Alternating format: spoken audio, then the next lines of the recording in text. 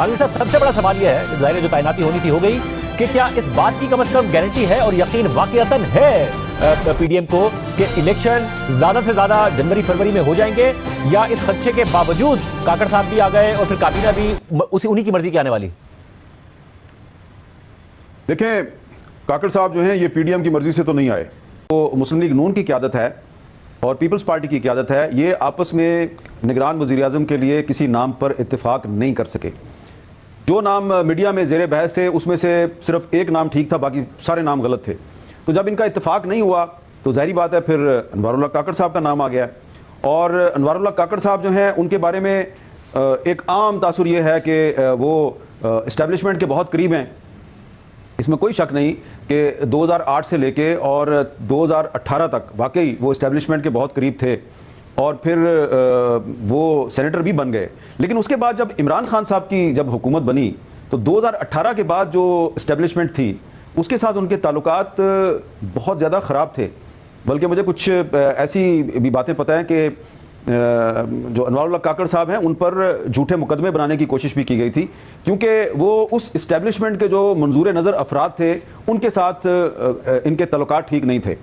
तो इसमें इनको एडवांटेज ये मिला है कि वो जो एक इन पे बैड पैच आया था जब नैब ने इनके खिलाफ कुछ इंक्वायरियाँ भी शुरू की थी, उस बैड पैच के दौरान इन्होंने कोई ऐसा नहीं किया कि बगावत कर दी इस्टेब्लिशमेंट के खिलाफ या उनके खिलाफ खड़े हो गए। ये खामोश हो गए और ये बीएपी में थे और बीएपी में ये खामोशी से अपना वक्त गुजारते रहे, बाहर जाके सेमिनार्स में तकरीरें करते रहे।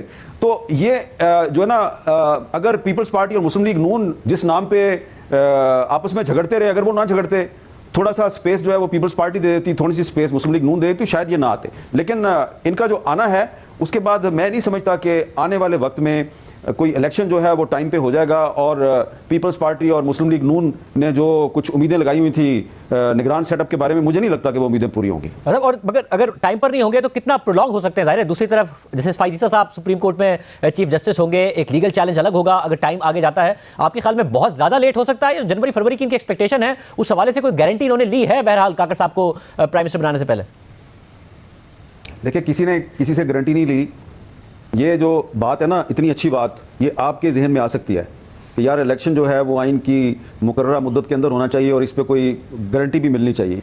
ये जो लोग पिछली हुकूमत में थे, यानी कि 2 दिन पहले तक जो लोग हुकूमत में थे, इतनी अच्छी बात वो नहीं सोच सकते, क्योंकि उनको तो आइन की परवाह कोई नहीं है। मैं प्राइवेट मीटिंग्स में पूछ पूछ के थक गया कि भाई ये 14 अगस्त 2023 को 50 साल पूरे हो जाएंगे पाकिस्तान के आइन के, आप अपनी आइंदा नस्ल को क्या मुंह दिखाएंगे अगर 90 दिन में इलेक्शन नहीं होगा? उनको परवाह ही नहीं है इस बात की, कोई उनका मसला ही नहीं है ये।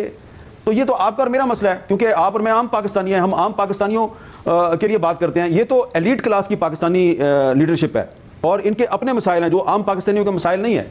इन्होंने किसी से कोई गारंटी नहीं ली और इनको कोई परवाह नहीं है कि इलेक्शन 90 दिन में होता है या नहीं होता। लेकिन